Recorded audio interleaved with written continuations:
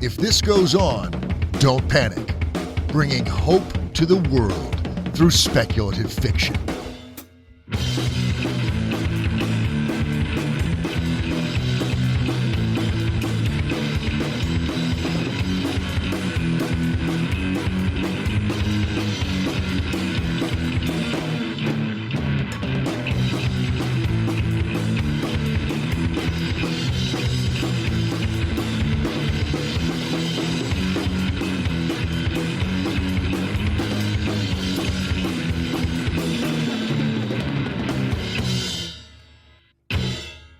Hello everyone, and welcome to another If This Goes On, Don't Panic column. This time we have a new Book Navigator column by Navarre Bartz. In this column, Navarre does some in-depth reviews of Solarpunk and Hopepunk books, or at least books he feels are related to those philosophies. Before we start, here is Navarre's bio. Navarre Bartz is a recovering academic writing about the intersection of technology, society, and environment. Originally hailing from the hills of Missouri, he now lives in Virginia with his wife, child, and feline overlords. His work has previously appeared in the Sifo blog, Optopia, and the Almanac for the Anthropocene, a compendium of solarpunk futures.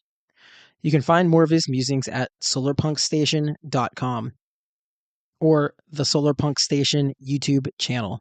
All right, I hope you enjoy the column. Hey folks, welcome to another installment of Book Navigator. This is Navarre. I'm not all the way finished with Solarpunk Creatures yet, but it's really been amazing. It's challenging me in interesting ways to try to understand the motivations of the other creatures on our planet, not just treating them as expendable or overly anthropomorphizing them. Threadloom opens the book up with an enemies to colleagues story that I feel that doesn't happen a lot in stories that aren't for kids these days. Threadloom is this genetically engineered loom that's part animal, part tool, I guess you could say, and we get their perspective on what it is to live in this world and contrasted with how the humans live in this world as well through different viewpoints in the story.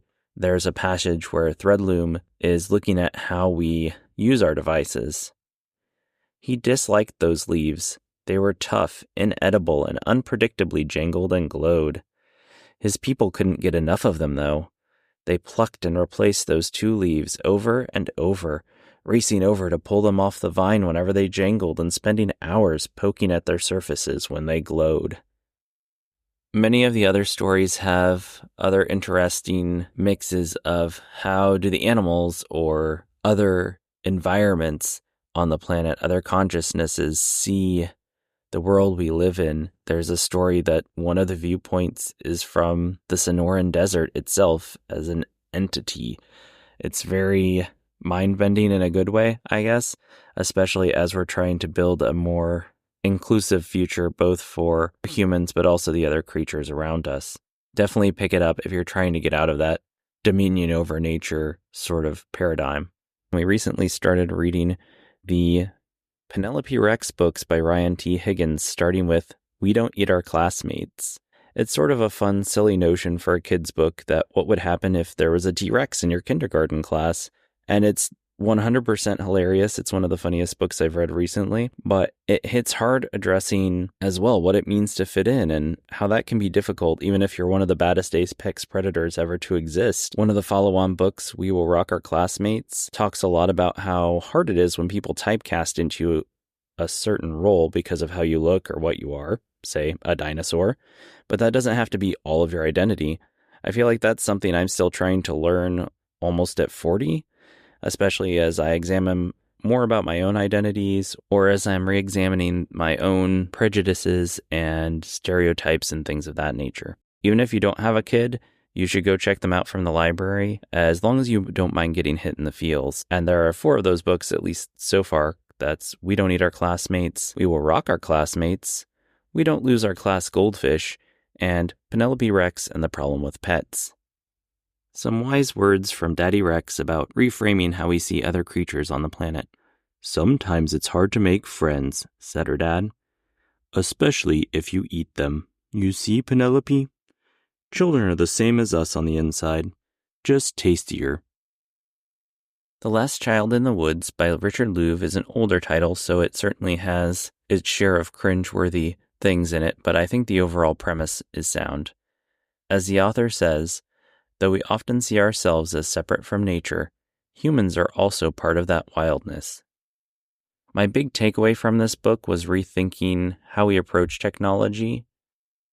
Not saying that technologies have no inherent good or evil, since they're imbued with a certain amount of worldview from their creator, but more taking a step back from are technologies good or evil, and do we need to feel bad for binging Netflix or something, thinking of it as more of an opportunity cost issue, and not that necessarily watching videos on the internet is inherently good or bad, but what are we gaining or losing? What are we giving up when we do that? This book focuses on what the author calls nature deficit disorder in children, but I think the same goes for those of us who are older. If you want to see some more recent coverage of the effects on human health, both mental and physical, I really recommend you check out Florence Williams' The Nature Fix to see how that's all kind of progressed, especially in comparison to this book. Unstructured, unsupervised play outside really lets kids take small risks and work out problems amongst themselves to give them confidence and problem-solving skills they're going to need to address problems both mundane and then, of course, bigger things like climate change or threats to democracy that are occurring in the real world for when they get bigger. This is something that, if you heard my Solarpunk column earlier in the year, is something that I really think about a lot, having a small child and finding ways to either work more nature play in or even moving the educational model over to more free range, more nature school type models really has a lot of advantages and is something I think we'll see more of in the future. If you want more books that are good about thinking about how do we use technologies effectively and not just get lost in the doom scroll, I would recommend checking out Digital Minimalism by Cal Newport, Bored and Brilliant by Manoush Zimmerodi, and Essentialism by Greg McKeown. Another book I just finished is The Internet Con by Cory Doctorow. If you're not familiar with him, he's a fellow at the Electronic Frontier Foundation and has been very passionate about how do we pull ourselves out of the stranglehold of big tech. And he does also write fiction, but this is one of his nonfiction works.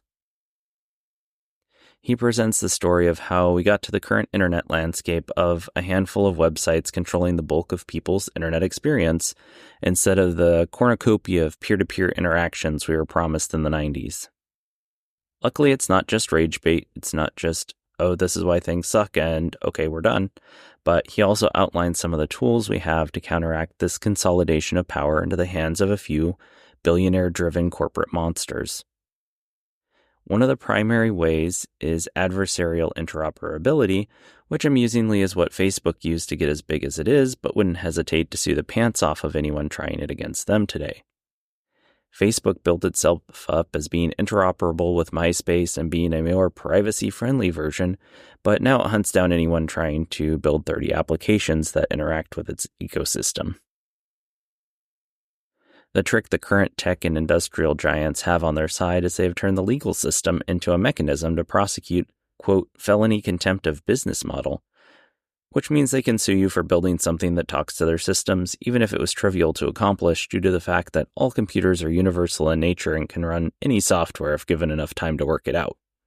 Reinvigorating antitrust, which is a growing sentiment both here in the US and around the world, making adversarial interop legal, and giving people the right to sue a company for violating their privacy via comprehensive privacy laws can put the internet back on course to flourish instead of flounder. How to build with GridBeam. I'm a big fan of modular construction and devices, which if you follow my blog or YouTube channel at all, you probably already know. And this book is full of ideas on how to build furniture, vehicles, practically anything you can think of, with what amounts to basically a wooden erector set. My wife and I use the information inside the book to build a fabrication station for our different desktop fabrication tools like 3D printer, laser cutter, things like that. And we're looking forward to finally tackling some other projects that have been sort of in limbo. And having such a quick and reconfigurable system to use to build storage or things like that is, I think, going to help us finally knock those tasks off the list. If you do follow my YouTube or blog, I expect to see more on this very soon. I wasn't entirely sure that Better Sleep for Overachievers by Bartolucci was a book for me. I'm a stay-at-home parent who sometimes writes and makes other content, so I don't really think I fit the mold of an overachiever, do I? While this book is ostensibly about better sleep, since so many aspects of life touch on how you sleep, I found several times in the book where I felt like the author was specifically talking about me and some of the maladaptive behaviors I've developed over the years. I definitely have a bunch of new things to talk about once I find a new therapist. If you struggle with sleep at all, I'd suggest giving it a listen because there's a lot in here and it might find you some more resources that can help you even if the specific advice in here isn't for you. Sleep is the base for you to be able to function, and so to be able to be at our best to bring that Solarpunk future to reality, we all need to be doing a better job of it. Well, maybe not. Maybe you're doing a fantastic job of it, and if it is, I applaud you. But at least most of the people I know are not sleeping enough or not sleeping well. So if that's you, I really recommend you check this book out. Okay, I hope you all enjoyed that column, and please feel free to leave us a review wherever it is you get your podcasts. Thank you.